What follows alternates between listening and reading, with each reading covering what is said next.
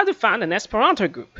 The founding of an Esperanto group, so that it should be successful, demands much organizing ability, boundless enthusiasm, great patience, and firm determination that the group shall prosper in spite of the difficulties which stand in its path. Undoubtedly, the creation of such a society or group will cost you an amount of work which anyone other than an enthusiast would justly name slavery.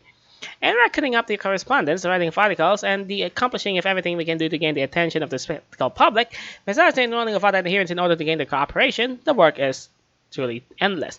But on the other hand, the results of your troubling recompense far greater than the cost, for among other things, one becomes acquainted with many interesting persons, is present at many edifying lectures, classes, etc., and besides this, one enjoys a number of other advantages which are well worth the labor expended.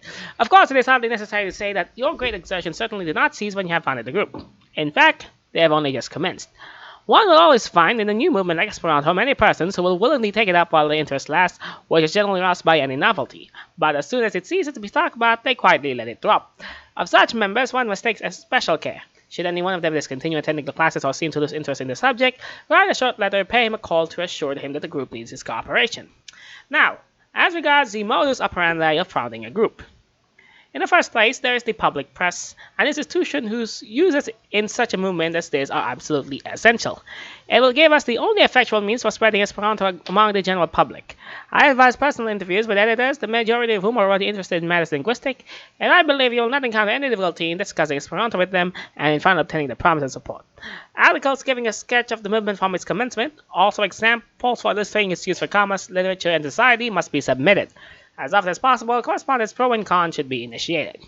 Now that our cause really begins to move in this land, excuse me if I take the present opportunity to decide how remarkable, in my opinion, is the progress that was made when one considers that scarcely 12 months have passed since its commencement, I am certain that many Esperantists will be found in various parts of Britain who most willingly will give their support to the movement by writing letters to the press in favor of the foundation of any club, group, or society. Such correspondence will doubtless prove that there exist many opponents to our proposal. This is inevitable in any new scheme, and their adverse comments must be politely listened to and instructively refuted by any of us who possess the necessary capability for such work. Let us ever bear in mind that this opposition is to us of far greater worth than apathy and indifference.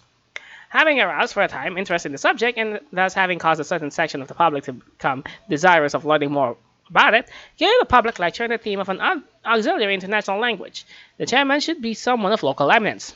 Announcements of the meeting must be printed in the local press. It will also be well to seek the support of various literary institutions of the neighborhood, and having arranged the meeting, to send to every secretary for distribution to the members bills announcing its date, place, and purpose. At the termination of the lecture, invite discussion, and then there announce the foundation of the new group. Obviously, the rules, proposals, etc. must be drawn up beforehand. Fix the title of the group, define its purpose, and elect its officers, etc. This done, ask your audience to at once become members. The subscription must be so small as to form no obstacle to anyone's joining. These are the chief principles by which I have founded the society whose honorary secretary I am, but certainly not with having had the valuable cooperation of the other members, of whom the present company is composed, and also that of the indefatigable, honorable secretary of the Esperanto Club, the editor of this gazette. I sincerely hope that these few remarks will be useful to friends in Esperanto, and that they will be encouraged to found groups in those localities where none at present exist.